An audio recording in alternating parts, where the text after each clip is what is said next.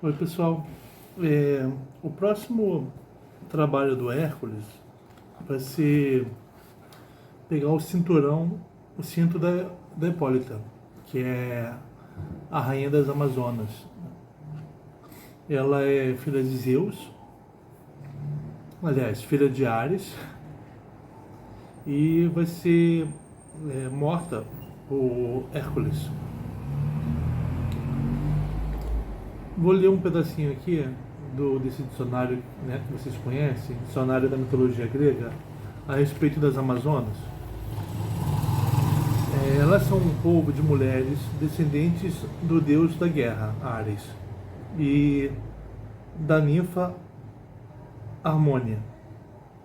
O reino delas ficava nas encostas do Cáucaso, na Trácia, ou na Sítia Meridional. Teriam se fixado depois na Capadócia, às margens do Termódon. Ali constituíam um estado, cuja capital era Temiscira, e onde os homens não eram admitidos, a não ser uma vez por ano, quando as Amazonas se uniam aos Gargarianos, seus vizinhos. Das crianças que nasciam dessa união eram conservadas as meninas, exercitadas nas lides guerreiras e na caça. Os meninos eram entregues aos pais ou mortos. Os antigos gregos derivavam seu nome de Masos, que quer dizer seio, mama. E o alfa preparativo, né, o a, Masos, que quer dizer não, ou seja, mulheres sem um seio. Pois se contava que para manejar mais facilmente o arco, elas suprimiam o seio direito. Então, Amazonas quer dizer sem um seio.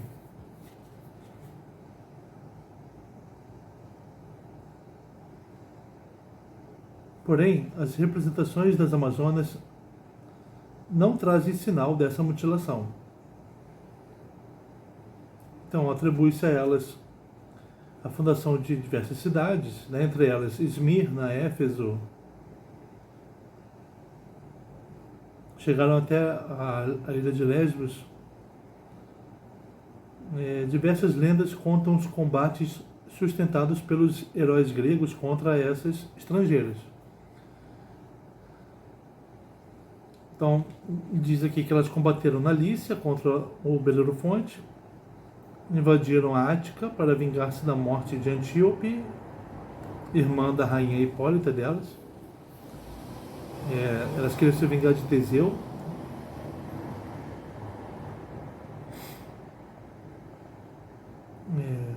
Sobre Hércules foi encarregado por Euristeu de ir buscar o magnífico cinturão de Hipólita, rainha das Amazonas. Queria dá-lo, o Euristeu, a sua filha Admeto. Quando o herói, com numerosos companheiros, chegou ao país das Amazonas, então ele chegou lá com companheiros, né? Nas margens longínquas do Mar Negro, a rainha Hipólita o recebeu sem hostilidade, prometendo dar-lhe o cinto. Mas a inimiga de Heracles, Hera, disfarçada em Amazona, excitou a indignação das virgens guerreiras, dizendo que o herói tinha vindo a raptar-lhes a rainha. Então, a princípio, o Hércules foi bem recebido pela rainha, mas Hera disse que ele queria raptá-la. Então as guerreiras o atacaram. Uma luta terrível se desencadeou. Grande número de cavaleiros sucumbiu no combate. Conta-se que as Amazonas tinham enviado a Troia um contingente comandado pela rainha Pentesileia para socorrer Príamo. Mas Aquiles matou Pentesileia.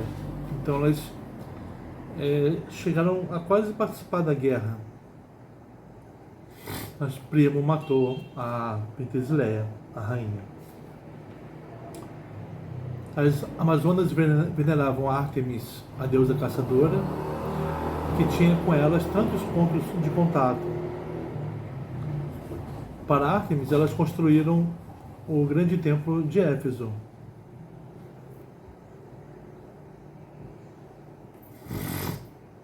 Então é isso. Vamos ler então. O cinto de Hipólita, capítulo 9. De volta ao acampamento, Emília passou a tarde a virar e desvirar coisas. Vira que vira, virade, eram as palavras que tinham de preceder ao toque da varinha. E o objeto em que a varinha tocava realmente virava na coisa pedida. Até o Visconde ela virou em jacaré e o desvirou, porque o jacaré estava arreganhando uma enorme boca vermelha para devorá-la. E virou o templo de Havia em uma encantadora casinha de boneca. E virou a clava de Hércules em mão de pilão, e assim por diante. Depois desvirava e deixava tudo como antes.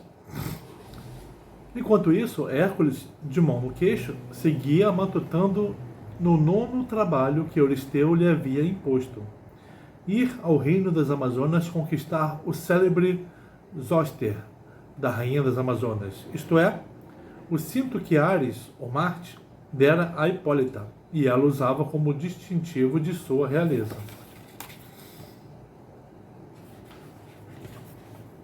As Amazonas formavam uma curiosa raça de mulheres guerreiras, filhas de Marte e Harmonia. Habitavam as paragens do Termodonte, perto de Temícera, no Ponto. O reino do Ponto ficava na Ásia Menor, junto ao Ponto Euxino, o Mar Negro, né? Então elas habitavam perto do Mar Negro, na Ásia Menor. As Amazonas eram a contraparte feminina dos centauros.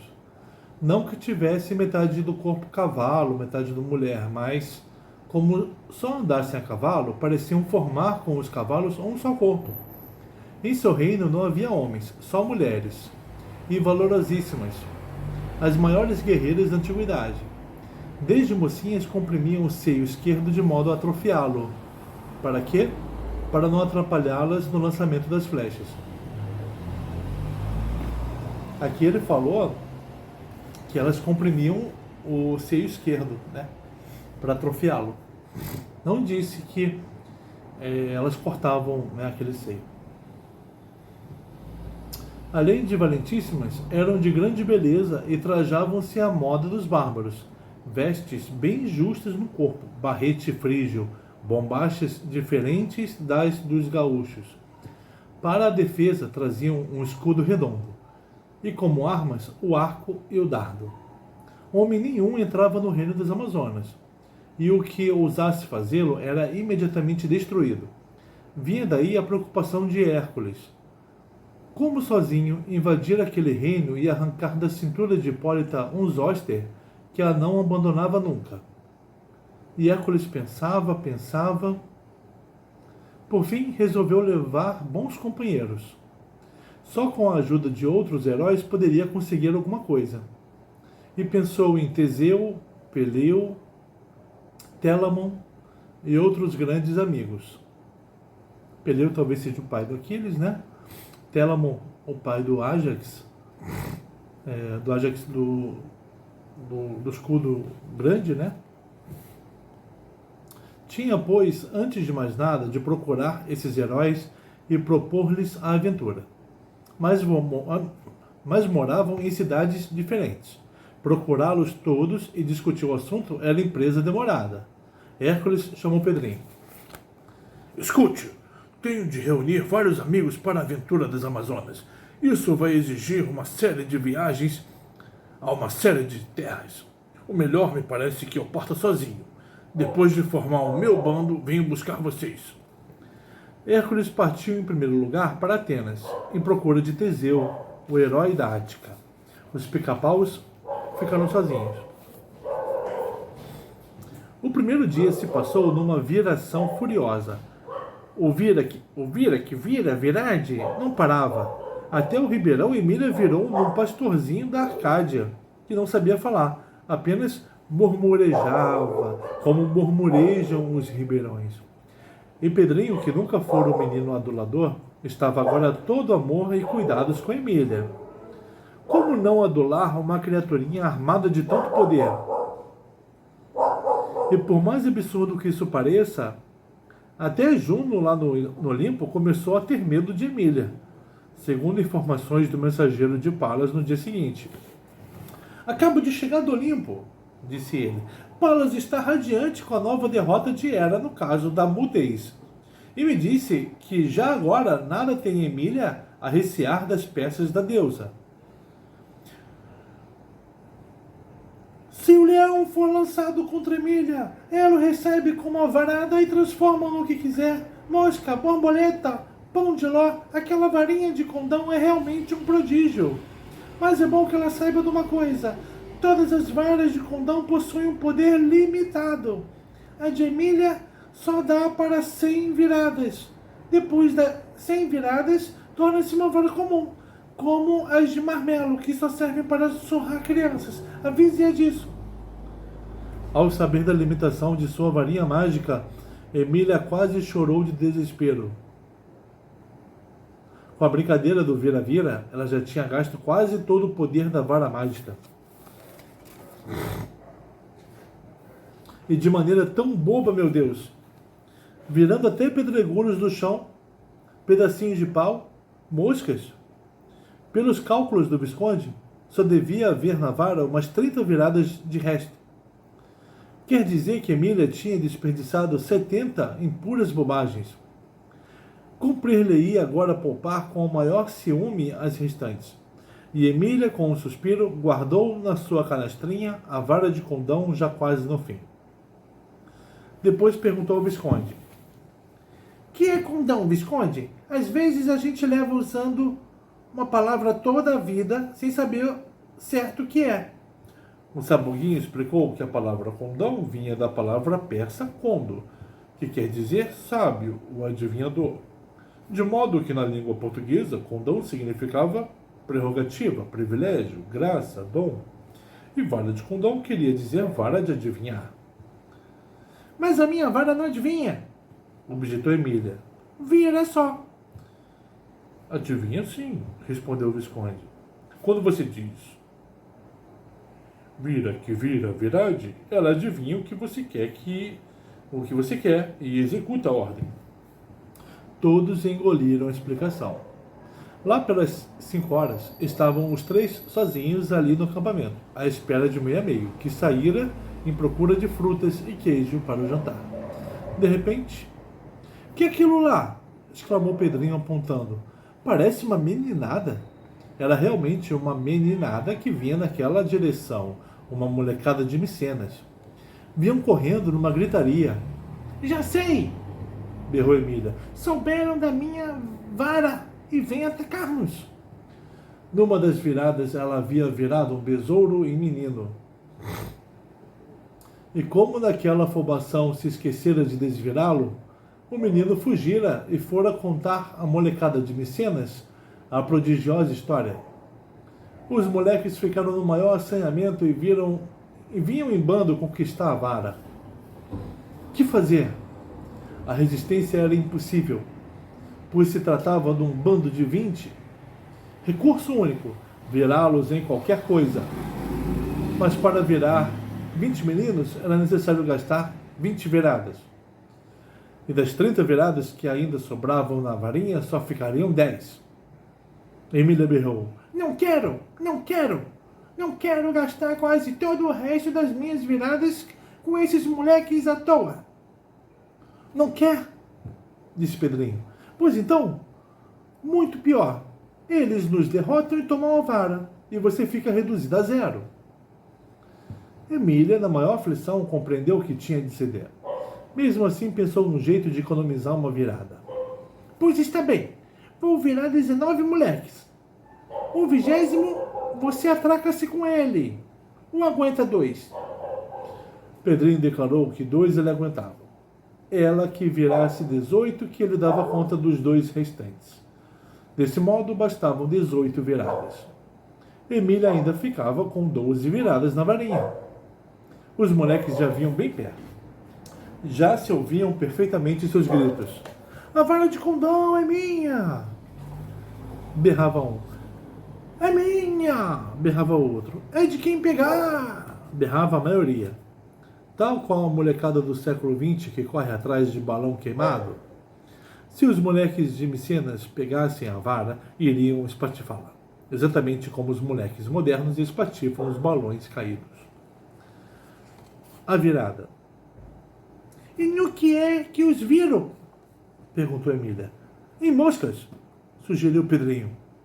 Em livros, lembrou Visconde, que andava com saudades de umas leituras. Mas Emília, ciganinha como era, resolveu virá-los em coisas de utilidade prática de muita falta ali no acampamento. Uma faca, um canivete daqueles gordos que tem saca-rolha, lima de unha, chavinha de parafuso, etc. E mais coisas que no momento veria. Os moleques chegaram e pararam. O mais taludo adiantou-se e disse: Sabemos que há por aqui uma varinha de condão muito boa para virar coisas. Se nos entregarem por bem essa varinha, tudo acabará sem estragos. Se não entregarem por bem, entregarão por mal. E não deixamos vocês todos reduzidos a pó de traque.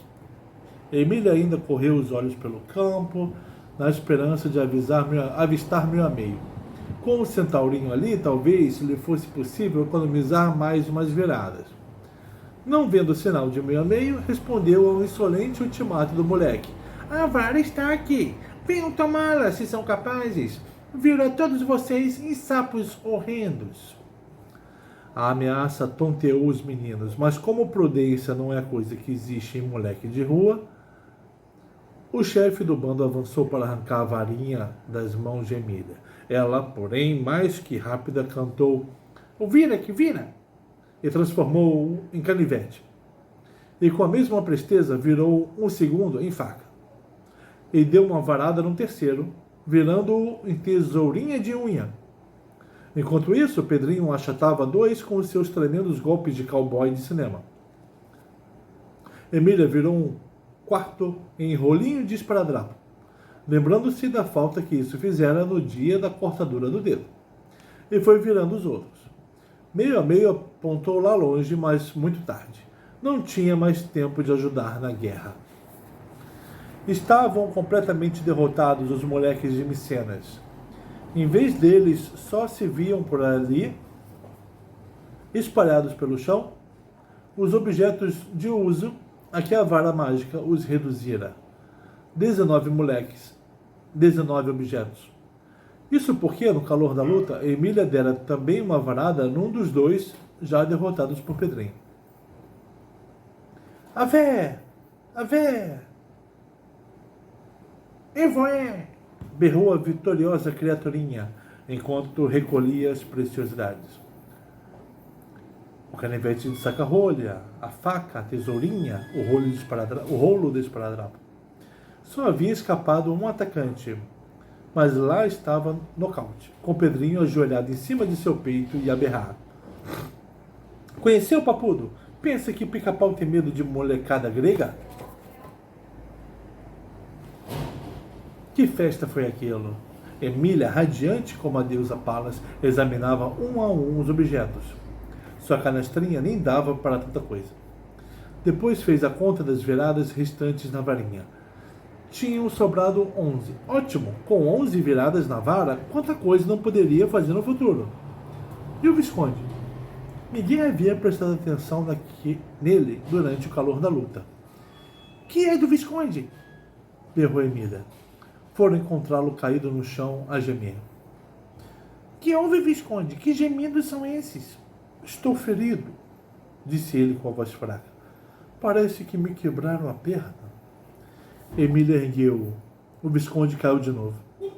Não podia aguentar de pé. Aguentar-se de pé. Pedrinho veio examiná-lo. Sim, quebrou a perna esquerda, coitadinho. Nada mais certo. O pobre escudeiro estava com a perna esquerda quebrada, quebradíssima. Mas para quem dispõe dos milagres de uma vara de condão, perna quebrada de Visconde é o de menos. Com uma simples varadinha, troca-se uma perna quebrada por uma nova, e Pedrinho gritou: Emília, venha virar a perna quebrada do Visconde em perna nova. A cigana aproximou-se, examinou a fratura e disse: Com 2 talas e um pouco de esparadrapo, você conserta muito bem essa quebradura. Não vale a pena gastar uma virada com isso. E daí não se arredou.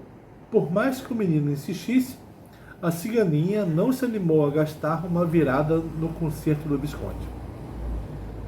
Bem diz Nastácia que você não tem coração, queixou-se Pedrinho. E ela: Tenho coração sim, mas também tenho cabeça. Se com 2 talas e um pouco de esparadrapo ele se arruma, por que hei de gastar com essa perna uma virada inteira? Eu que só tenho 11 na varinha. Não e não e não. Então não quer bem ao Visconde? Quero sim, e muito, mas... E se eu não estivesse na posse da varinha? Tudo não se arranjaria muito bem com as talas? Pois faz de conta que não tenho vara nenhuma. E não houve meio. Pedrinho teve de preparar 2 talas e entalar entre elas a perninha quebrada do Visconde. Depois fez-lhe um par de muletas.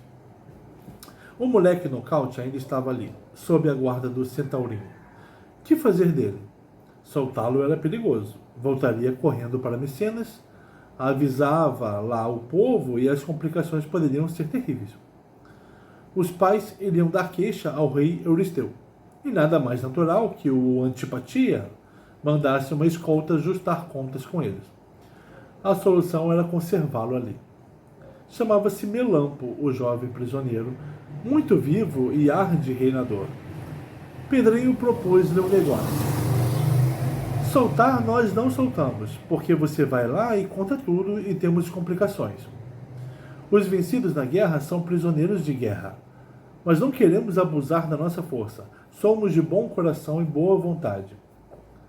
Proponho que fique aqui conosco, fazendo parte do nosso bando. As aventuras são tremendas.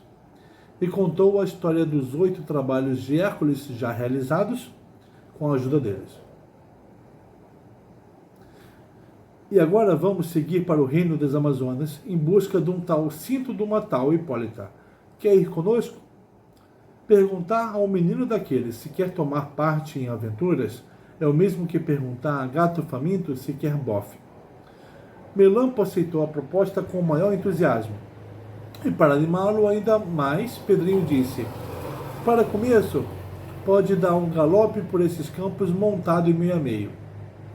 O rosto de Melampo iluminou-se. Uma galopada de centauro? Quanto não vale isso? Montou e lá se foi na disparada, e de volta aderiu de coração ao grupo dos pica-pauzinhos, como se também fosse um neto de Dona Benta. Os dias passados ali foram dos mais agradáveis que tiveram na Grécia. Melampo era mestre em brincadeiras. Ensinou a Pedrinho todos os brinquedos dos meninos de Micenas, e foi ensinado em todos os brinquedos modernos. Quem não gostou da história foi meio a meio. Gente demais para o meu lombo, disse ele. Se vocês arranjassem um jumentinho... A ideia foi recebida com palmas. Um jumentinho para Melampo. Mas onde encontrar um jumentinho? Melampo sabia. Não havia o que Melampo não soubesse ali daqueles arredores. Contou que a certa distância ficava uma bela criação de cavalos e jumentos, do homem rico lá da cidade. Podiam chegar até lá e... Melampo montou em meio a meio e partiu no galope em procura do jumentinho. Emília ficou a consolar o Visconde. Isso sara, dizia ela. E se não sarar, tia Anastácia troca essa perna por outra, novinha e linda. Depois, mudando de assunto, que quer dizer avé, voé? Eu vivo berrando esse aleguá dos gregos, mas sem saber o que significa. O sabuguinho científico, gemendo, explicou que naquela célebre guerra entre os deuses e os titãs, Zeus transformou seu filho Baco num leão terribilíssimo e atiçou em cima dos gigantes com essas palavras: Eu, Uie, Evoré, Baque. Bem, meu filho, coragem, Baco. Nas festas ao deus Baco, os seus adoradores repetiam essas palavras sacramentalmente. Mas o avé, voé, insistiu Emília. E o Visconde sempre a gemer. Isso é asneirinha sua, Emília. Avé quer dizer salve. Evoé quer dizer coragem. Salve, salve, coragem.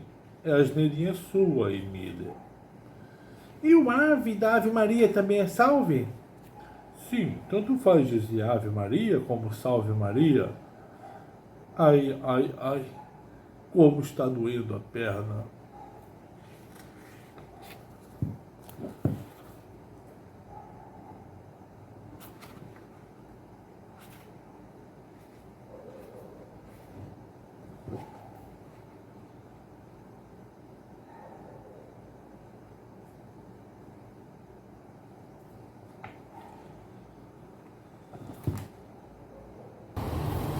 O asno deu meio a meio e Melampo voltaram trazendo pelo cabresto um belo asno de peludas e compridas orelhas.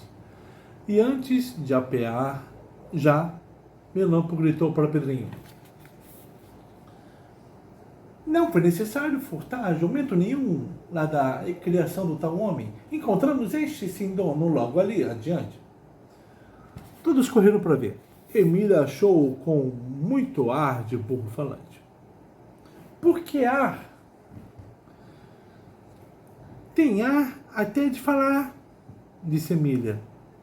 E dirigiu-lhe a palavra. Não será você também dos tais que falam, asno? Sim, foi a resposta. E falo porque sou homem, e não asno. Essa aparência que estão vendo não é a com que nasci. Meninos comuns que ouvissem essas palavras da boca do asno haviam de encher-se de verdadeiro terror. Mas os pica-pauzinhos eram crianças que não se admiravam de coisa nenhuma neste mundo. Tudo lhes parecia naturalíssimo. Em vez de se sentirem tomados de terror, pediram ao asno que contasse a sua história. E o asno contou. Chamo-me Lúcio. Em certa excursão que fiz a uma cidade da Tessália, hospedei-me em casa do velho Milon, ao qual me haviam recomendado. E lá vinha saber que sua esposa era uma grande mágica. Quem me revelou foi a criada Fotis. Se quiser convencer-se, espie aquele quarto. É nele que a esposa de Milon prepara suas feitiçarias.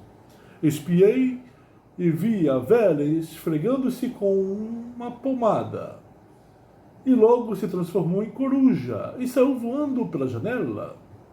Fiquei ansioso por fazer a mesma experiência, transformar-me em coruja e gozar a delícia de um passeio noturno pelos céus da Tessália.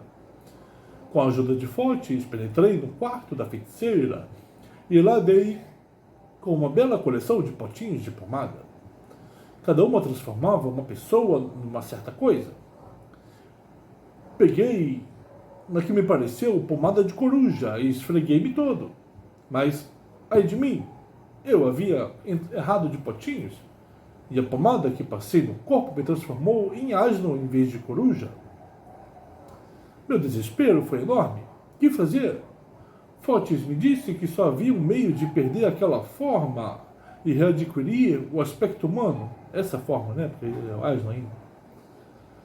Comer rosas. Mas como não houvesse rosas por ali, eu tinha de esperar pelo dia seguinte. Era noite fechada. Fiz o que podia fazer. Fui em procura de uma cocheira. De manhã eu sairia pelo mundo em procura de rosas. Súbito, um rumor estranho. Eram ladrões que tinham vindo assaltar a casa de Milo. E lá me levaram pelo cabresto para uma caverna muito escura nas montanhas. E como eu resistisse a coices, quantas pancadas me deram! Fiquei mais morto que vivo, quase descadeirado. Lá pela madrugada passei por um soninho e tive um sonho. Nesse sonho, a deusa Ísis me apareceu e disse: breve haverá uma festa em minha honra, quando o sacerdote vier com a braçada de rosas que costumam depositar em meu altar. Aproxime-se e coma uma. Voltará imediatamente à sua antiga forma humana. Fiquei radiante por dentro, mas como sair dali? Os ladrões não me levaram ao pasto? E preso lá fiquei longos dias, até que ontem foi a caverna assaltada por ladrões de outro bando. Houve luta e mortes, aproveitei-me da confusão para fugir.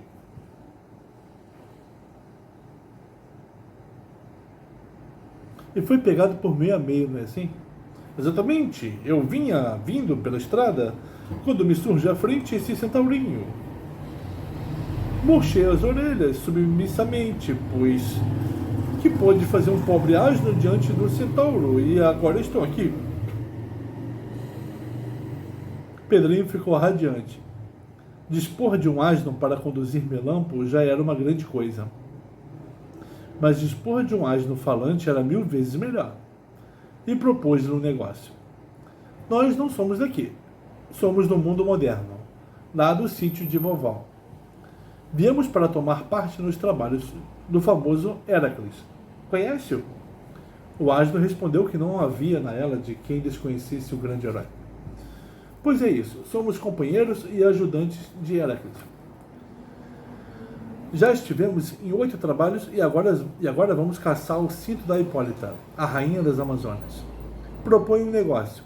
Você adere ao nosso trabalho na qualidade de cavalgadora de Melampo. No fim das aventuras, come as rosas do sacerdote de Ísis e volta a ser Lúcio. Topa? O asno coçou a cabeça. Aquilo de tornar-se cavalgadora do menino desconhecido não lhe era nada agradável. Mas que fazer? Acabou concordando. Pois está fechado. Aí não, ele falou. Pois está fechado. Fico na qualidade de cavalgadora desse menino. No fim, como as rosas e pronto. Melampo deu um pulo em cima do lombo do asno e disse: pois vamos ao passeio por esses campos. Quero ver se é bom de andadura. Aqui, ó, os meninos conversando. O meio com o Visconde em cima. O Pedrinho, o Lúcio, o asno, né? O Melampo aqui.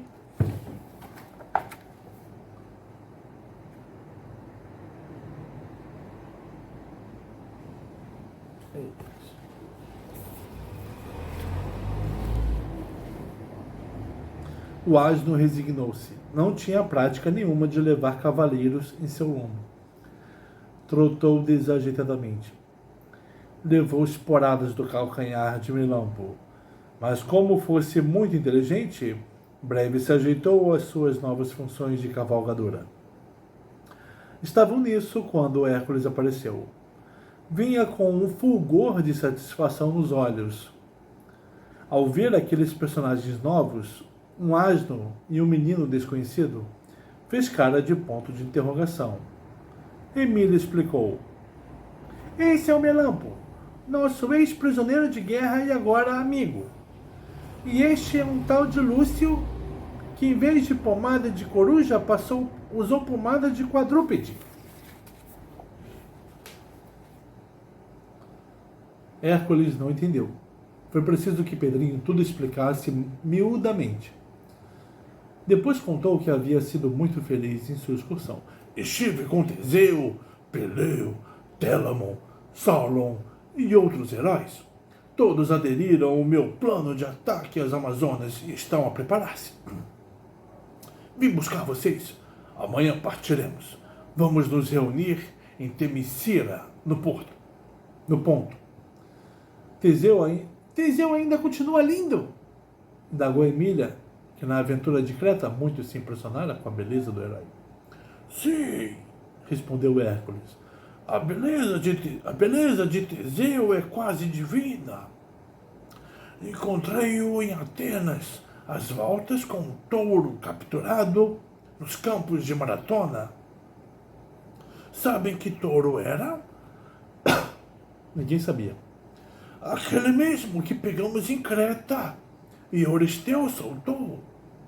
Teseu conduziu a Atenas a fim de sacrificá-lo no altar de Palas.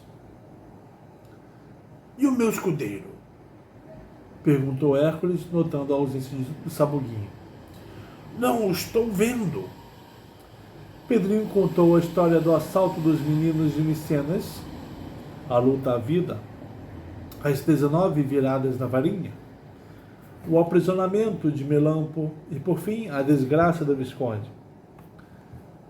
Levou um tranco dos tais moleques e quebrou a perna. Já a encanei e fiz-lhe um par de muletas. Agora está dormindo um soninho. Hércules foi vê-lo. Lá estava o Visconde numa cama de musgos da floresta. A dormir um sono agitado. De vez em vez, saíam-lhe da boca palavras inconexas. Está delirando, explicou Pedrinho. Febre alta. Hércules ficou apreensivo. Se estava febrento assim o seu escudeiro, como poderiam partir no dia seguinte? Dá-se um jeito, disse Emília. Pode ir numa redinha no lombo de Lúcio. Amanhã a febre passa. Logo que acordar, hei de fazê-lo beber um chazinho de quina. E onde acha quina por aqui, Emília? Perguntou Pedrinho. Na farmácia do Faz de Conta, respondeu ela, muito lampeira. Rumo a Temícera, ao barquinho.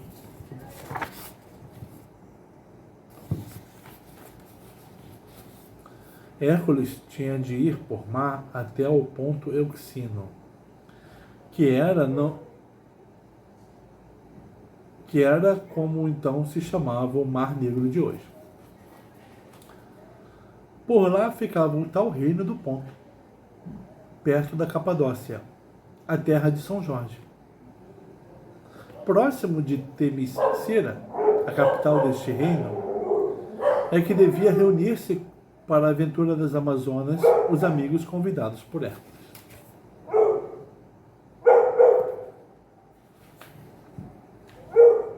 A viagem por mar correu péssima para o herói, com aquela sua mania de enjoar o tempo inteiro, mas foi boa para a perninha do Visconde. Os ossos da quebradora soldaram-se. Mesmo assim ficou mancando e não dispensava as muletas. Meio a meio também foi, e também enjoou. Era a primeira vez que o centauro entrava em navio. No desembarque tiveram uma agradável surpresa. Foram recebidos pelo mais lindo e amável dos deuses, Zéfiro. Mas Zéfiro não é um vento? Perguntou Emília. E o Visconde? Sim, para os modernos é um agradável ventinho de primavera. Para os gregos é um deus. E que lindo deus! Suave, tão fresquinho, tão perfumado das primeiras flores da primavera.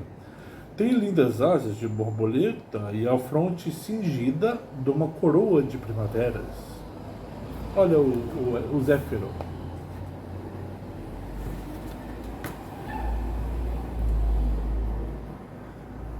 Pedrinho observou que no sítio de Dona Benta havia muitos pés de primavera. As lá do sítio são outras, disse o Visconde. São buganvilhas, nome dado em honra a Bougainville, um famoso navegador francês. As daqui são flores de uma plantinha rasteira que abrem no começo da primavera.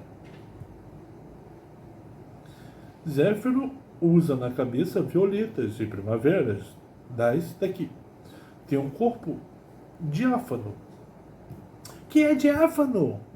quis saber Emília. É um vocábulo composto de duas palavras gregas, dia, através, e faino, eu brilho. Diáfano quer dizer quase transparente ou translúcido. Quando a luz atravessa completamente um corpo, como no caso do cristal, disse que o corpo é transparente. E quando não atravessa completamente, e sim mal e mal, disse que é diáfano.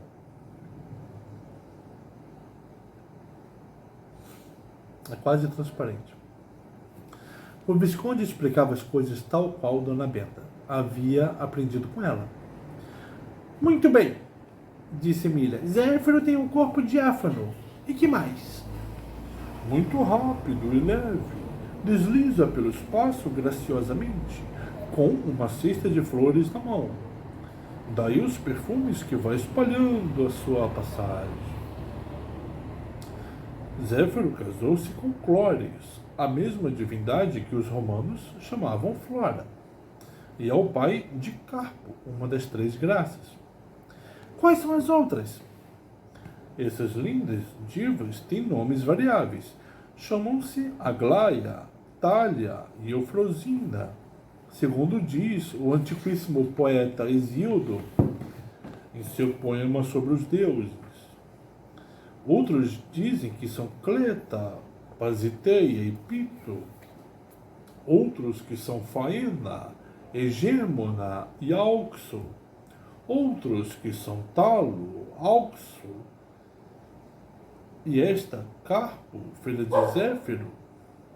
As graças em grego chamavam-se Cárites, nome que vem de caris, isto é, graça, alegria, agrado, amabilidade. E são um encanto as três Cárites, só se preocupam de uma coisa, agradar. E possuem, de fato, o maravilhoso dom de agradar. Tudo no mundo que é macio, fino, afável, gostoso, vem das Cárites. Que mimo! Exclamou Emília. Já estou me encantando por elas. E até juro que das três, a mais bonita e agradável é Carpo, a filha de Zéfiro e Flora. Que delícia ser filha de um vento ou brisa tão leve e da deusa das flores perfumadas. E Emília ficou de narizinho para o ar, num enlevo, respirando com delícia o Zéfiro que perpassava. O Visconde continuou. Zéfiro teve mais filhas, as brisas. As brisas? Berrou Emília. Que amor! Qual é a diferença que há entre vento e brisa? A mesma que há entre adultos e criancinhas. O vento é o pai, forte, valente, enérgico.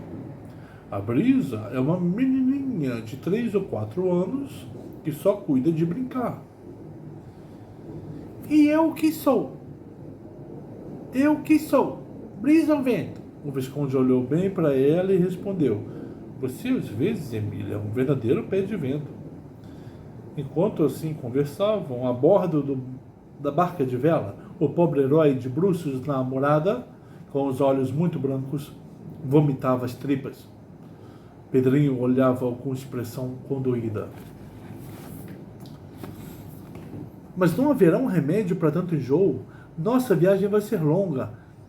Mais de 300 quilômetros. E se Hércules morre? Emília teve uma ideia. Visconde, os gregos possuem um deus para cada coisa. Será que não há um para o enjoo? Ignoro, respondeu o Sabuguinho. Pergunte a Melampo. Nada mais inútil do que perguntar certas coisas a Melampo. Apesar de grego, sabia muito menos das histórias e das lendas gregas do que o Visconde, um simples sabuco. Melampo era mestre só numa coisa, reinações. Chegava até ao absurdo de, ali naquela barca tão apertadinha, montar no asno de ouro e fingir que estava galopando, e fincava-lhe os calcanhares como se fossem esporas e batia-lhe nas ancas tapas estalados. O Visconde contou que a história de Lúcio, transformado em asno, ia ser narrada por um escritor romano chamado Apuleio, no livro Asno de Ouro. que ainda estava no calcanhar da bisavó. Ao saber disso, o asno derrubou as orelhas. Quer dizer que vou me prestar para a risota do mundo? Ai, ai. Antes do embarque, já havia Lúcio descoberto uma linda roseira carregada de rosas e quase chorou de desespero. Bastava abocanhar uma delas e estaria devolvido à sua forma humana. Mas teve de engolir em seco. Estava ligado àquele grupinho pela palavra de honra.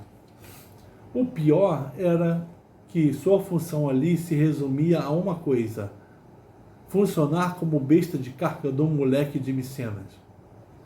Afinal, chegaram. E não foi sem tempo.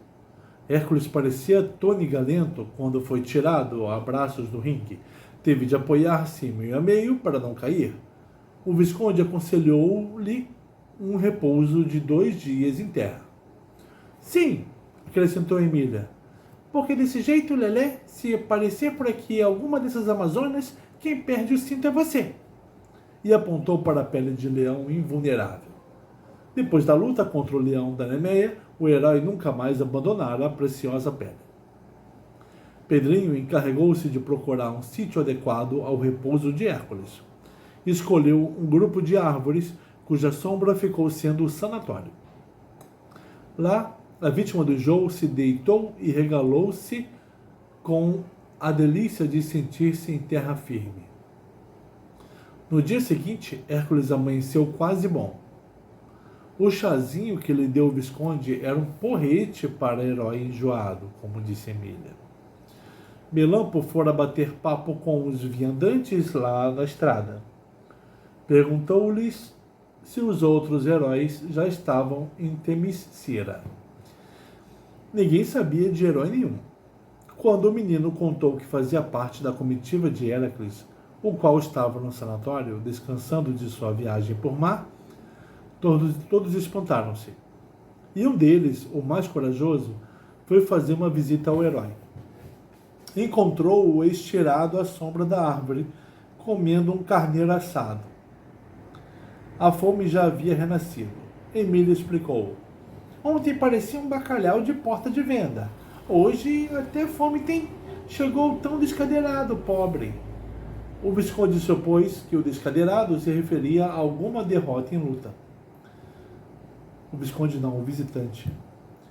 Por maiores que sejam os heróis, às vezes apanham boas tundas no lombo, como tanto aconteceu a Dom Quixote. Que um descadeirou? Um gigante chamado Mar, respondeu Emília, o único que derrota Lelé. Queria que você visse como ele ficou de olho branco. À tarde chegou outro navio, era o de Peleu, e também ressurgiu Minervino. Hércules foi receber o recém-vindo enquanto o mensageiro de Palas atendia à curiosidade dos pica-paus contando quem era Peleu. Oh, o grande e famoso herói, disse ele, rei de Iolcos, irmão de Télamon, foi o verdadeiro causador da guerra de Troia. Como? Exclamou Pedrinho. Pois a causadora da guerra de Troia não foi Helena, a mulher do rei Menelau? Foi, mas quem meteu Helena no embrulho, se não Peleu? Logo, o verdadeiro causador de tudo foi ele. Conte lá isso. Minervino contou. Peleu, depois de muitas aventuras, tomou posse da cidade de Iolcos e fez-se rei. E como estivesse viúvo, desposou a Nereida Tétis. Quem é Nereida? Quis saber Emília. Minervino coçou a cabeça. A eterna curiosidade de Emília não tinha fim. As Nereidas são as filhas de Nereu e Dóris.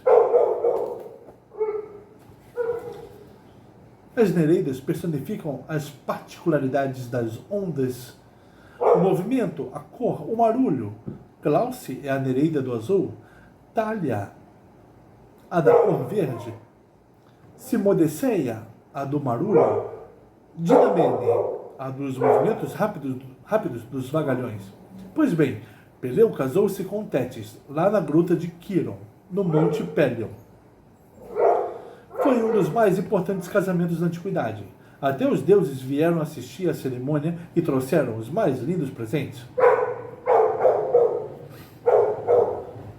Peleu havia mandado um convite para todas as divindades, maiores e menores, exceto uma, Eris, ou a discórdia.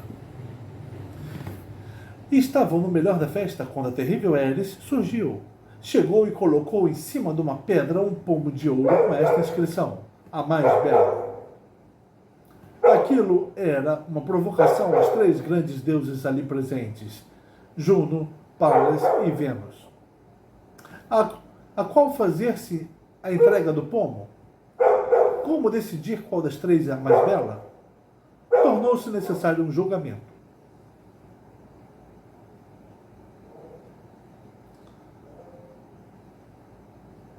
Olha aqui o Paris, né? Esse aqui deve ser a Eris. Na frente dele, as deusas. Imagino que seja aqui a Afrodite, a Hera e a Atena.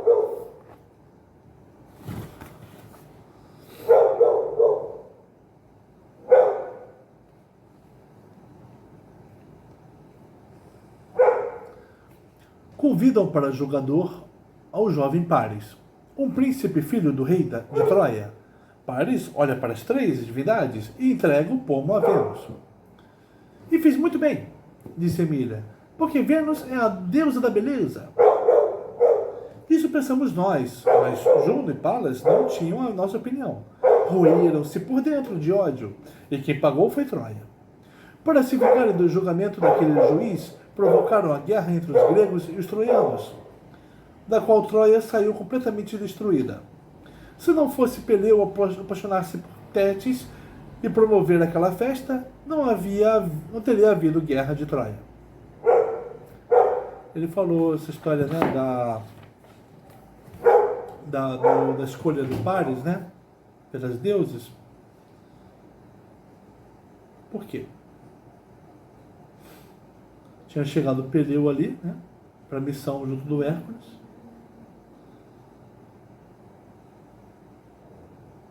E o Minervino falou que ele foi o verdadeiro causador da guerra, porque não convidou a Eris para o casamento.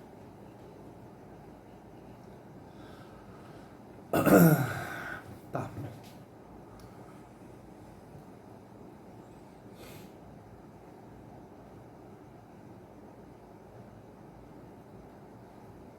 Hércules apresentou a sua comitiva ao rei de Iolcos, o qual muito estranhou que um herói tão grande andasse com um escudeiro tão pequeno e esquisito, de cartola e muleta, mas gostou muito de Pedrinho e Emília.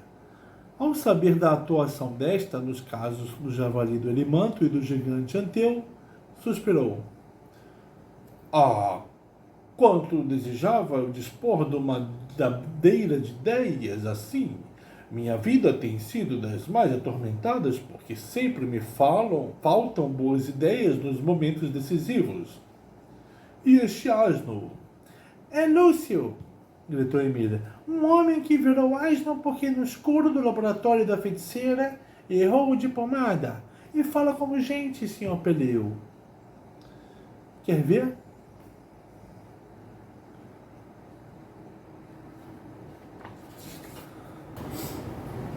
Tudo vai bem. No dia seguinte, chegaram as naus de Teseu e dos outros heróis. Desembarcaram e foram para o navio de Hércules combinar o plano de assalto às Amazonas. Né? A notícia do bom acolhimento da mensageira causou-lhes agradável impressão. Ótimo se não houver luta, disse Télamon. Conquanto sejam guerreiras terríveis, a mim me diga alguma coisa. Ter de lutar contra muito desapontado daquele papel. Ficarei satisfeitíssimo se chegarmos a um acordo com Hipólita, disse depois num suspiro. Estavam ainda no navio de Hércules a discutir o assunto quando Emília gritou: Levem vindo um bando de guerreiras! Peleu quase E era deu verdade. atrás de susto. Hipólita Era a primeira aproximava-se vez da que praia viu seguida de via enorme mais um séquito de falante. Amazonas. Emília deu uma grande O encontro risada. da grande rainha Esse com os de Ais dos heróis foi Falantes, dos diz mais Dona Benta, auspiciosos. que é o que há mais no mundo. Trataram-se como amigos velhos. Diz que até E não nos tardou tronos, que a beleza de dos Teseu falantes, amolecesse o nos coração congressos, de nos Hipólita. ministérios, nas academias. Ficou tão Mas só amável Ais que, com de dois surpresa de pés e com todos, forma humana. Ais no falante de 4 pés só sei deste. se Lá no propôs sítio também temos um burro falante. a entregar-lhe mas Ais os não é hóspedes. burro. Chama-se Hércules Conselheiro. radiante E como viu fala bem, que tudo só ia diz acabar em coisas festa. filosóficas. Sabe o E que assim é, seria herói? se não fosse a intervenção de Juno. Peleu já estava tonto com a parolice Sim, da Emília. de Juno, porque Pedrinho a vingativa aproveitou o deusa momento que lá em do a Olimpo ex-boneca acompanhava fez o uma desenvolvimento pausa da para engolir aventura, e disse: avermelhou sabemos de da sua cólera história, ao perceber Peleu. a amável E muito disposição da lamentamos rainha a das desastrada Amazonas. sentença de Paris E que por causa faz? das 3 deusas. Desce Lá na imediatamente à festa terra, do seu casamento. disfarça-se em Amazona e com ar muito aflito Exclamou entra a Pedro promover o admirado. levante das Porque guerreiras foi dali que saiu a guerra que de Troia. longe assistiam à Peleu conferência franziu a de testa. Hipólita com os Jamais heróis. havia pensado em tal coisa. Emília meteu o beijinho. Eles vão raptar a nossa rainha? Ainda não. Se não Ainda não defendermos, Hipólita estará perdida. E tais e tantas coisas disse que acabou virando a cabeça de todas. Aquele Paris não tinha a menor habilidade. Ataquemos-los, já! Se fosse Não temos Salomão, um a minuto a sentença perder. seria uma beleza. Salvemos e a todos nossa ficariam amada contentes. rainha. E o que houve E qual então foi seria a sentença coisa, desse tal Salomão? coisa que abalou a terra. Quis saber, Peleu. Como que movidas por Ele mola dividiria o única, povo em as 3 Amazonas pedaços e daria uma a lançaram-se cada deusa, dizendo ao mais terrível empatou. dos ataques contra os heróis. Mas um juiz não pode empatar. Vinham cegas Observou de Peleu. ódio, num galope Justamente furioso quando de as seus coisas cavalos empatam, brancos, é que os homens as lanças correm em contra o riche, juiz. Que é os uma olhos sentença, a despedirem senão fagulhas. desempate. Hipólita Emília quis atrapalhou-se. intervir, mas não pôde. Mas não O querendo tropel dar do o braço ataque a torcer, abafava-lhe a vê voz. outra solução das Colhidos de surpresa, Salomão os heróis chegava mal ao tiveram ouvido tempo de de um e tomar dizia, suas armas. A mais bela é você. E foi a luta que Mas os não diga nada poetas às outras. gregos contam. Cochichando Luta as de mesmas gigantes. palavras para as 3, Golpes deixava de clava tremendos. E sem guerra nenhuma. Langaços, Peleu riu-se e avanços e voltou-se à carga. recuos. Mas Teseu Paris defendia-se tinha de como entregar um o povo leão ao mão das encurralado. Os três. Eu, golpes se de tivesse de Télamo entregar o povo, revoava. fazia um passe de mágica e sumia. Solon o povo da derrubou manga. duas com uma só Sumia o clavada. povo na manga. Tão E terrível foi depois, o pega que cara o carro de inocente, Apolo, ué, já a enfim, descambar levou no o povo. horizonte, como E que desse preparou, modo embrulhava assustado. todos. Demorou para anoitecer. Já sei, interrompeu o Pedrinho. Os Embrulhava pica-paus todos haviam e corrido aguardar para a o borda. pomo lá na sua Só canastrinha. Melanco ficara em Ah, terra. Peleu, esta bicha só O nos- bobinho julgou que aquilo fosse como as lutas dos moleques E sabemos cenas. o que ela é. Lutas de brincadeira, sem outras Peleu consequências, fez além uma de festinha arranhões, com o galos dedo na no queixo de testa, Emília manchas e roxas voltou pelo a corpo, tratar com Hércules. o mas foi assunto das cruelmente pisado pela Amazonas. parte dos Chico animais. Hércules, que talvez não seja Em certo possível momento, conseguir Hércules tomou uma as resolução boas. decisiva. Ficar O que a ali força naquela vai ser luta era bastante. acabar perdendo a batalha. Proponho que mandemos Por maior a que rainha fosse a Hipólita potência ao do seu parlamento. grupo, como vencer o uma número? ideia, disse ela. Eles eram um punhado. Eu poderia As enviar o meu Amazonas, uma escudeiro. legião. Se não Nas fosse o lutas desastre entre o que valor opôs e o de número, perna quem quebrada, sempre acaba vencendo é o talvez número. Pedrinho possa substituí-lo. O jeito era irem combatendo Levantando-se, e recuando na chamou direção o dos menino. navios. E de repente Escute, agarrar oficial. Hipólita e levá-la para Tenho de bordo mandar como um refém. mensageiro à rainha Nossa, Hipólita. tudo descambou, hein? O Visconde era naturalmente indicado, mas a fratura da perna Lá no o põe navio de fora de Hércules, serviço. os pica-paus em companhia de Minervino Preciso estavam ser. vendo tudo como de uma fria Quer de ele teatro. Hipólita em nosso nome? Era, Pedrinho era! esfriou. Exclama o Nunca em sua mensageiro. vida lhe haviam feito uma proposta semelhante. Bem que Apresentar-se Palas... como Não, esse é o parlamentar Minervino, né? na presença de uma Era, rainha. era! E que rainha? Exclama Minervino. Bem que Palas me Hipólita, a divertiu, grande Hipólita vendo disse. que tudo ia acabar A em surpresa acordo, daquelas a palavras rancorosa deixou divindade o ponto veio em pessoa resistente. arengar e Mas o homem amotinar não pode. as Amazonas. Emília dizendo, que bisca! Mas Vamos, engoliu em seco responda. e deu um tapa na boca. Insistiu Hércules. Pedrinho estranhou a ausência de Pedrinho, Melanco. afinal, desengasgou. Está Estou lá olhos. ele, gritou o Hércules Visconde, voltou os caído olhos no para chão, Peleu, como talvez quem diz, morto. Está Vi vendo quando que foi firmeza de meter-se na decisão? refrega.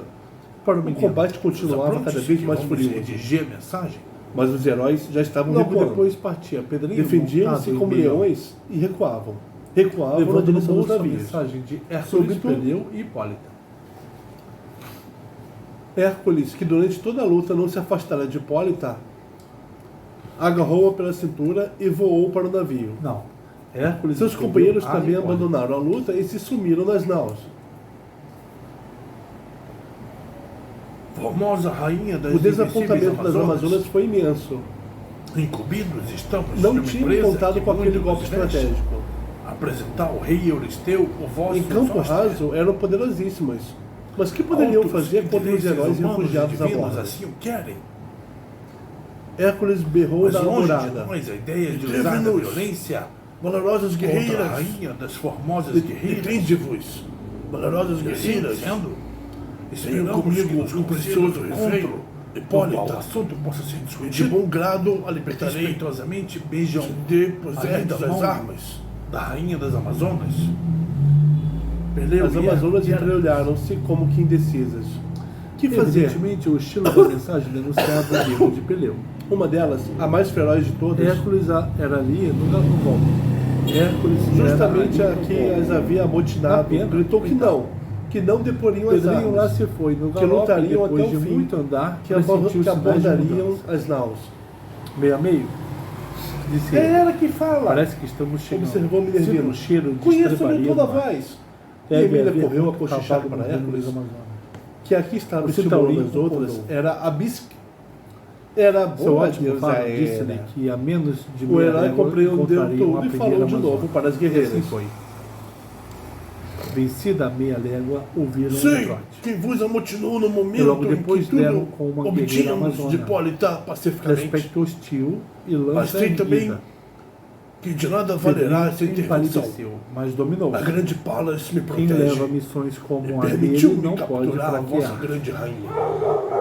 E foi com a voz não depuserdes as deliberadamente armas, firme que abordou a Levantarei guerreira. âncora e partirei com Hipólita prisioneira. Senhora, disse ele, Se de fato amais a aqui vossa estou grande com a rainha, qualidade de deixai de mensageiro de atender a Hércules e voz Peleu, do despeito dois e tremendos atentai heróis. unicamente no que vos digo. E deles trago uma mensagem para a rainha. As Amazonas Hipólita. entreolharam-se de novo Quererá e compreenderam a gentileza situação. de dizer-me Ou onde baixavam posso as encontrá-la? armas ou perdiam a sua A rainha. Amazona mediu E de nada de valeram alto os gritos histéricos abaixo da e falsa sorriu. Amazona que as havia amotinado. Baixaram as lanças em sinal de Um trégua. menino apenas. Olha aqui, ó. As instruções que Heróis, todos né? recebiam eram para Aqui matar as Amazonas qualquer vinham. homem que cruzasse as Aqui fronteiras atrás do do reino. Hércules, aqui. Não falavam em menino. Deve ser a Hipólita, E a né? Amazona, baixando a lança, respondeu: E esse aqui eu não sei. Quem é? na tenda Nós branca, somos heróis. margem esquerda O do Teseu, rio né? Termodoro. Pode ser o Teseu. Lá encontrará Já que ele é nossa belo? grande rainha. E mostrou o rosto. Pedrinho respirou. Enquanto meu meio dizia: ela nada fez porque você ainda não. Hércules então disse a Se Hipólita: se tratasse Grande de um rainha, feito, fomos Ah, ambos prejudicados pelo pela isso vingativa estava deusa com a que me lança. persegue. às vezes vale a O pena. acordo ser feliz que estávamos Sim. a ajustar Grila. desfechou na desastrosa Pedrinho luta tomou pelo rumo em que tantas indicado. guerreiras perderam a vida. E E depois vi-me de algum tempo, a contingência defrontou de o aprisionar Termodoro, nessa nau riozinho à toa. aquela a quem eu só queria render Olha aqui o homenagens. encontro deles. Mas restituir-vos-ei incontinente à liberdade, Então eles se, pararam na frente do rio. cumprindo o acordo feito, me entregardes o vosso Zóster. Hipólita não fez objeção nenhuma. Margem esquerda, disse ela. Destacou é de lá. da cintura os hóspedes e entregou Onde a era Hércules. coisa que não havia. Tiveram de atravessar a nave. Filho, Pois levai foram a andando, princesa que tanto depois foram ambiciona. Sobre Rainha sou viram por ao força longe uma do espécie sangue de campo de e do guerra, do com levantamento barracas de e minhas movimentos de súditas. animais. Não por força do Deve ser objeto lá. material. Disse Pedrinho. Mulheres guerreiras. Hércules tomou o cinto onde e beijou-lhe viver a mão, e acampamentos dizendo: como O aquele. mais humilde súdito da grande E Hipólita, de fato era a lá o rainha das acampamento da invencíveis rainha Amazonas. Hipólita. Assim que as Emília Amazonas sorriu e viram olhou chegar para um Pedrinho. centaurinho E cavalgado não é que por ele um sabe homem, falar? entre aspas, Lida com as damas que nem voaram Don com as Quixote. lanças em riche para Estava recebê-los vindo a missão conforme que as ordens. Euristeu incumbira a Hércules. Mas vendo tratar-se de um Admita, potrinho, ia de usar centauro na e de um cintura os filhote hóspedes de de homem, Hipólita. Mas nem por isso Detiveram-se, adquiriria a como imponente havia beleza feito da a rainha outra. das Amazonas, nem a sua esplêndida Quem é você, majestade. menino? Uma O coisa neto de era Dona ser Benta rainha, respondeu com outra é voz firme. vestir-se de rainha. Sou Pedrinho, Hipólita Hipólita nascera nascera rainha, rainha, e oficial era de o- gabinete até a do ponta senhor das unhas. Hércules. Com grande majestade respondeu a a Hércules uma mensagem para e Hipólita, com a maior rainha dignidade das deixou o Amazonas. navio para ir As juntar-se ao guerreiras bando de suas entreolharam-se, guerreiras. trocando palavras que Pedrinho não pôde. Teseu, lá de seu Depois- barco, tudo via. Siga. A beleza de Hipólita o Disseram, tinha impressionado tão "Nós tremendamente escutaremos que na hora até da a partida tenda de Hipólita." dos outros heróis, E lá se foram declarou a sua com intenção na de frente. ficar.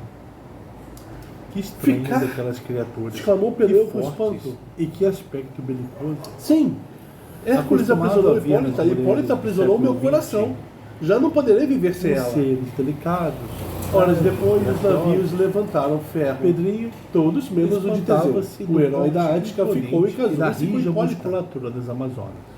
De volta para Micenas, depois de mais uma desagradável Cada qual era travessia o do que mar, se chama uma mulher. Hércules então. teve uma aventura de Belas, toda sim, inesperada. de uma beleza forte. Ao de passar estátua. por certa E aldeia, que foi cavaleiros. detido por um mensageiro de Realmente Litierses, davam ideia filho de de Midas, centauros, rei da isto Frígia. é, de formarem Esse um homem só corpo possuía com ali os uma cavalos. suntuosa propriedade, onde passava uma verdadeira vida de filho de rei. Uma que passou a galope num formoso cavalo branco trouxe a Pedrinho A a regalar-se lembrança das com correrias banquetes do e William vinhos dos mais Boyd preciosos. nas fitas americanas. Divertia-se de um modo muito A extravagante, escolta deteve-se obrigando os diante que da tenda passavam real. pela estrada a Uma das servirem-no Amazonas apeou por um e entrou. dia nas tarefas da Logo lavoura. depois aparecia a Ceifar trigo, colher majestosa uvas figura da ou rainha. azeitonas. E à Bela, tarde sim. cortava-lhes a cabeça Ela como as e estátuas. jogava os corpos no O rio Oscar Meandro. que trazia a cintura indicava sua dignidade realenca. Litierses, gaguejou. ordena-te que vais Majestade, limpar o seu Majestade, chiqueiro de porco. Veio Disse da o parte mensageiro. de Heracles com Hércules riu-se. esta mensagem Quem é Lisier? e com mão trêmula Lisier? tirou do bolso o pergaminho. Perguntou. O Hipólita filho do estendeu- rei Midas mora aqui Estendeu nessa a mão grande muito branca propriedade e e tomou. executa todos os trabalhos Desenrolou com um e deu. dia apenas. Parece que De lhe tarefa, soube bem imposto o aos estilo com que passantes. sorriu. Depois disse: E seu passante recusa-se. Ele corta-lhe a cabeça e joga Este o meu meandro. hóspede, presente E seu passante submete-se anda virar e dá o cabeça dia de do serviço reclamado. Ele Como corta posso lhe a cabeça desfazer e dele joga sem o prejuízo na minha meandro. dignidade de rainha das Amazonas? Hércules Dizia a respondeu: Heracles, Leve-me à presença de Litierses. que o caso não pode Desejo ser ter com ele um pequenino entendimento. Ele que venha conversar comigo. O homem obedeceu. Darei Levou ordens à às presença minhas do filho guerreiras de para Midas. que o acolham gentilmente. Com que então Pedrinho, Disse ainda o herói com trêmulo, maior fez calma. uma saudação de esta cabeça. propriedade é lavrada à custa do trabalho meio que rodasse e da para vida dos trás. passantes? O fato de vir montado que estava à no mesa seu se cavalinho banqueteando, havia causado grande Deu uma surpresa grande àquelas gargalhada violenta. mulheres. Inúmeras tinham Claro, homem. acorrido de todos os lados Vou para aqui verem a executando os maravilha. trabalhos agrícolas. E comentavam, Vou cochichavam assim executando umas os ao trabalhos ouvido das agrícolas e ao mesmo tempo engordando os outras. Meio a peixinhos meio do rio. afastou-se dali a passo, Eu acho inteligente. como que também o processo. piado pelo medo.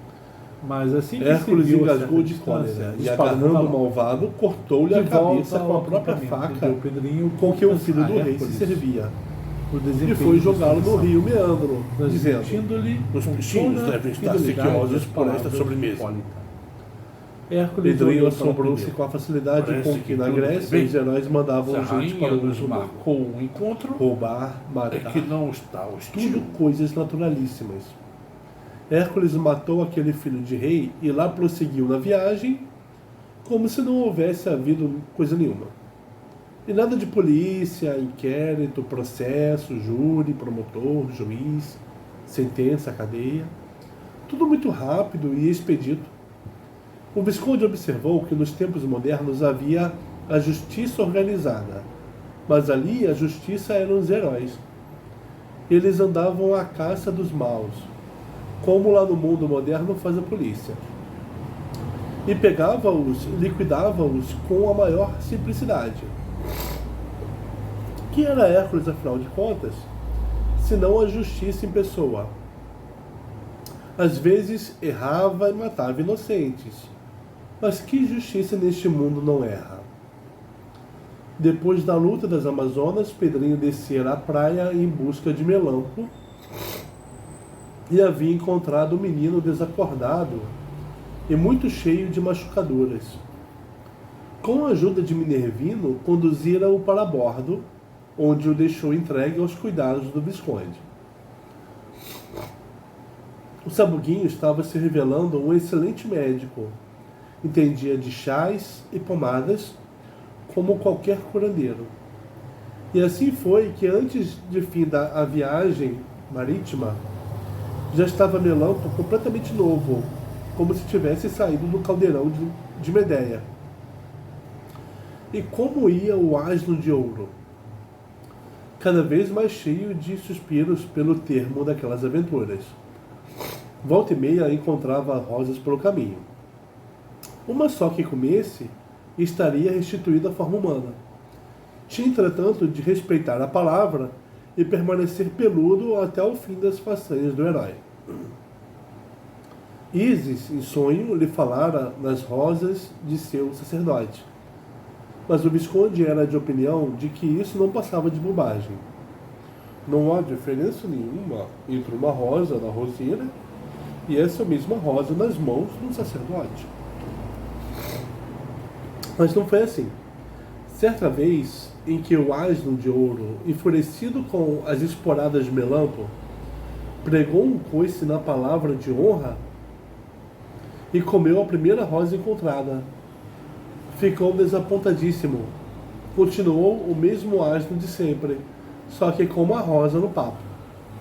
Tinha, pois, de aguardar pacientemente as rosas do sacerdote de Ísis. E afinal chegaram a Micenas. Chegaram e tiveram uma grande decepção. O acampamento estava destruído. Do templo de Havia, tão bonitinho, só viram destroços. As estacas com as esculturas das façanhas de Hércules jaziam caídas no chão.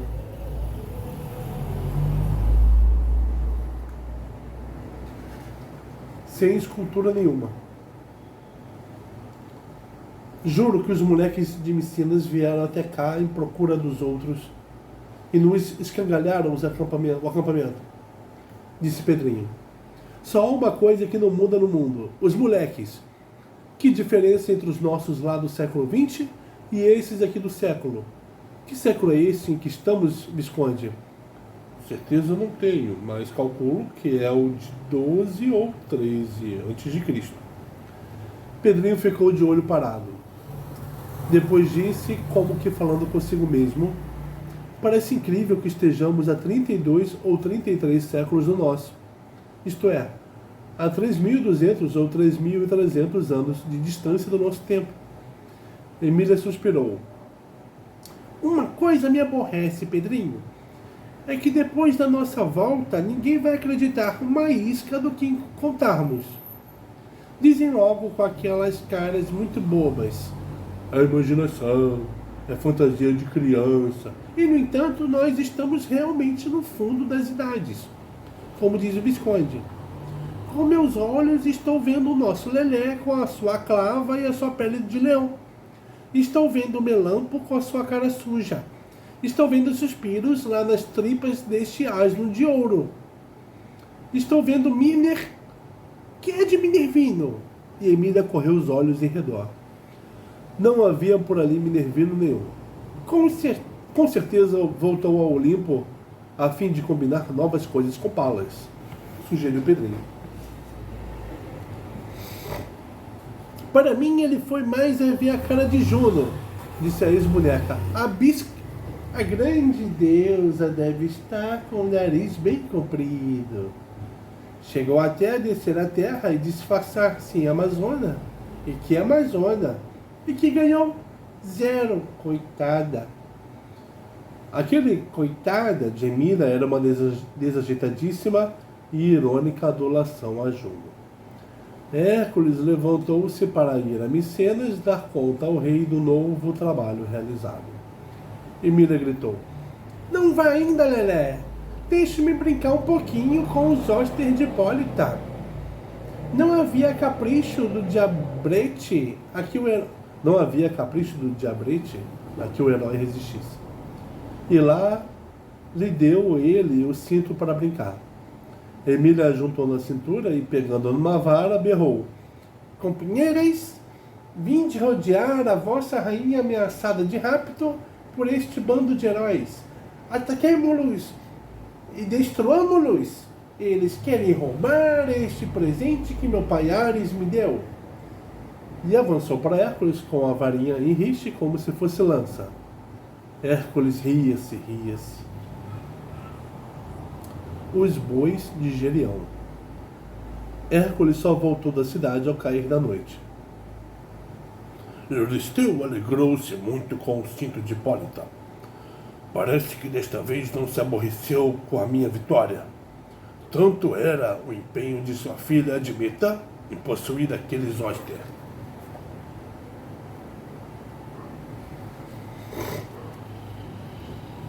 E que outro trabalho ele marcou?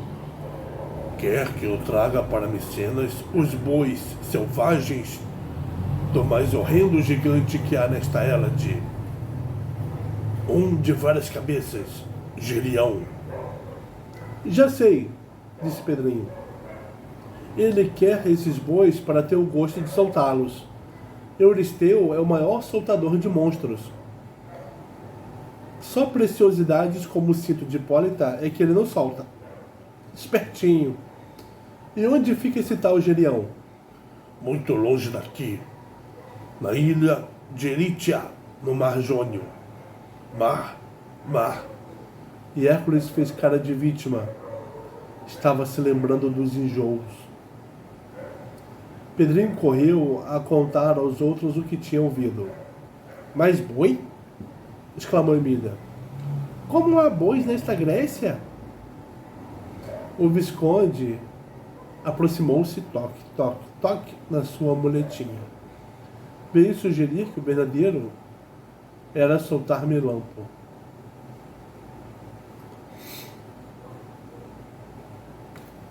Não nos adianta nada, explicou. Passa o tempo a judiar de Lúcio e não tem juízo nenhum. Um perfeito louquinho. Aquela sua ideia de meter-se na luta entre os heróis e as Amazonas é de menino que já teve meningite. Bem capaz de se meter em outras funduras e babau. Pedrinho deu razão ao Visconde, mas Emília protestou. Não, nada disso. Se o soltarmos, vai correndo a Micenas e conta a história das minhas viradas e pronto. Estamos no maior dos embrulhos. Ele que fica até o fim.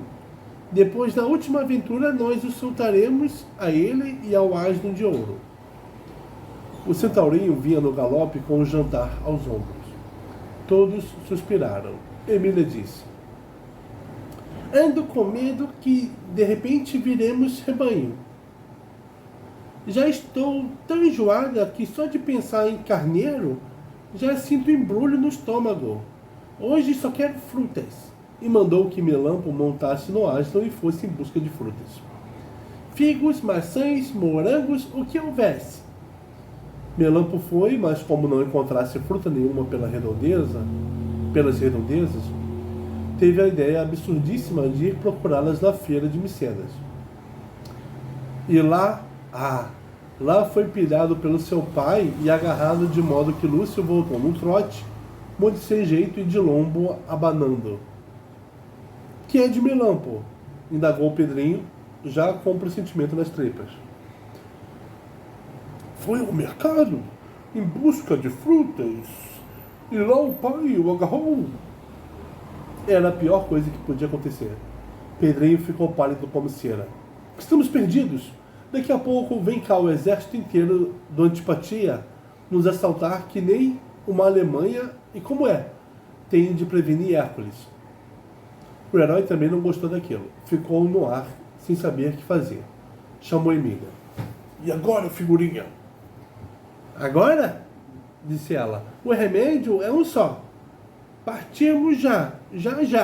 E quem vai montado no Lúcio sou eu. Depois pediu ao herói que recuasse a pedra que escondia os seus belongues. Estava com medo de deixar lá a canastrinha. Hércules afastou a pedra e Emília tirou do fundo a canastra.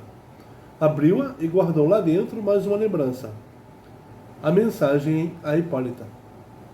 Ao ser aprisionada a bordo, a rainha das Amazonas deixara cair do cinto o pergaminho. E Emília bifou-o. Não era fácil levar aquela canastra em cima do lombo de Lúcio. Pedrinho veio estudar o caso. Só com um contrapeso, disse ele. As cargas dos asnos têm que ser 2, uma de cada lado. Pois arranje um contrapeso. Pedrinho pensou, teve uma ideia. O Visconde. Com as muletas, o Visconde mal pode aguentar-se em cima do centaurinho. Faça um picoá de cipó e ponha-o como contrapeso da canastra. E assim foi. Meio a meio voou a floresta em busca de cipós. Pedrinho teceu com muita habilidade um picoá onde o sabuguinho podia ir comodamente reclinado. Venha, Lúcia. O asno aproximou-se, suspirando. Pedrinho dispôs sobre o seu lombo o picoá, já com o Visconde contrapesando a canastra. Ótimo! Até galope com isso em cima, Lúcio pode. Em seguida montou Emília e pulou para o lombo de meio a meio. Pronto, Hércules, podemos partir! O herói tomou a frente e marcha rumo à ilha de Erítia. Nesse momento soou um tropel de cavalos à distância. Eram os homens de Euristeu. Tudo exatinho como a ex-boneca previra. Melampo contara ao pai a história das viradas da Emília e a notícia breve se espalhou pela cidade inteira. Os pais e parentes dos 19 meninos virados em objetos foram ao palácio da arqueixa Euristeu. Majestade, a feiticeirinha que anda em companhia de Hércules usou de um talismã mágico e firou nossos filhos em objetos. Melampo, o único que se salvou, acaba de reaparecer e nos contou tudo. Euristeu olhou para o mopo, depois avermelhou de cólera e deu um grande berro. Já! Ordeno aos meus guardas reais que partam sem demora a cavalo em perseguição de Hércules e do seu bando. Quero-os aqui, vivos ou mortos. Minutos depois, 100 cavaleiros partiram a toda para o camping dos Pica-Paus, com Melampo à frente levado como um guia. Mas nada mais encontraram a não ser a fogueira dos assados ainda fumegantes e os destroços comuns a todos os acampamentos. Maldição! Exclamou o comandante. Fugiram! Hércules e o seu bandinho já estavam a 1 légua dali.